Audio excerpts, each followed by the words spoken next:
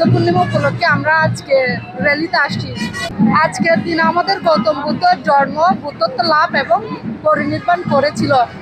এজন্য আমরা এই দিনটাকে পালন করি। আমাদের জন্য অত্যন্ত গুরুত্বপূর্ণ। অনেক ভালো লাগতেছে। এই তিন মহাপূর্ণময় ঘটনা একই দিনে ঘটে।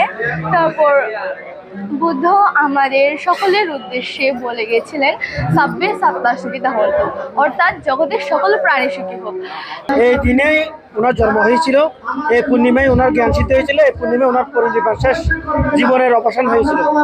একই পূর্ণিমার গৌতম বুদ্ধের জীবনের তিনটে স্মৃতি হওয়ায় এই বুদ্ধ পূর্ণিমাটা আমাদের জন্য খুবই গুরুত্বপূর্ণ এবং এর মধ্যে দিয়ে আমরা জাতি ধর্ম বর্ণ নির্বিশেষে সকলের শান্তি কামনায়, জগতের সকল প্রাণীর সুখ শান্তি কামনায় আমরা আজকের এই বিশেষ দিনে প্রার্থনা করি সবার মঙ্গল কামনায়।